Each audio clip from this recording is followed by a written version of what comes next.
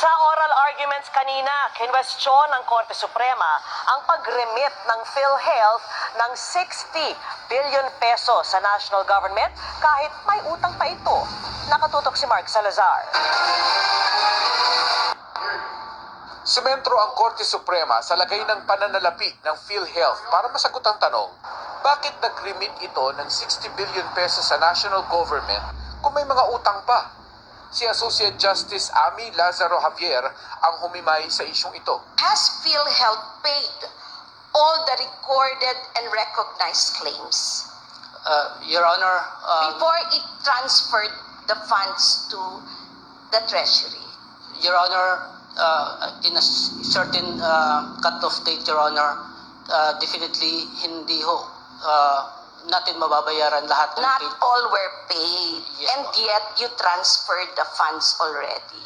Sa 2021 financial statement ng PhilHealth na inaudit ng COA, 1.16 trillion pesos pa ang bayarin ng PhilHealth sa mga benepisyo, habang 347 billion lang ang asset nito.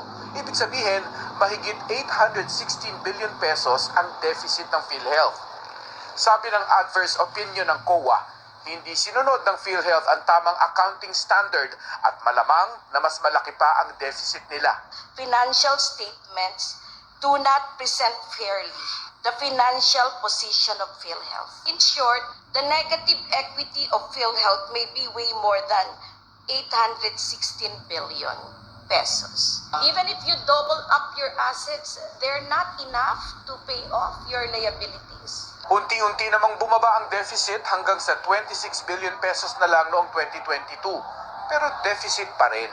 From these assets, the law requires PhilHealth to set aside a portion called reserve funds, precisely to cover payments for the claims of beneficiaries. And that portion has to be used exclusively for the claims, to pay the claims of the beneficiaries. And if there is an excess, then additional programs should be set up.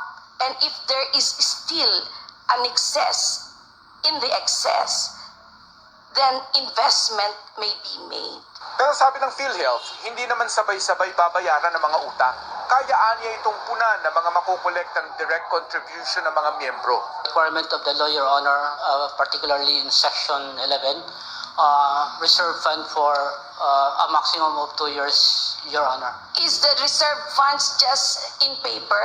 Are you not supposed to reserve real money? You cannot predict when people get sick. Sabi rin ng Government Corporate Council ng PhilHealth, hindi mababang karote ang PhilHealth dahil sagot ito ng gobyerno. It is the state insurance company. It cannot be insolvent because by law, the government of the Philippines guarantees the financial viability of the program or the National Health Program administered by PhilHealth. Sa labas ng Korte Suprema, nagpahayag ang mga petitioner kung bakit nila ipinababalik sa gobyerno ang 60 billion pesos na kinuha nila sa PhilHealth. Kulang na nga yung pondo, binawi pa, no? Inabandon na ng gobyerno yung kanyang pananagutan na magbigay ng subsidiya para doon sa mga indirect contributor, mga indigent, no? At ipinapapasan ngayon doon sa mga kontribusyon ng mga magnagawa. Malinaw po na hindi sapat ang pondo ng PhilHealth para doon sa sinasabi nating reserve fund nito.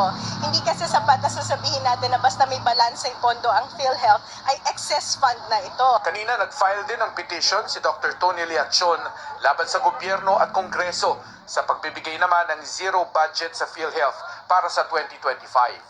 Nagpapatuloy pa rin ang oral argument sa Korte Suprema.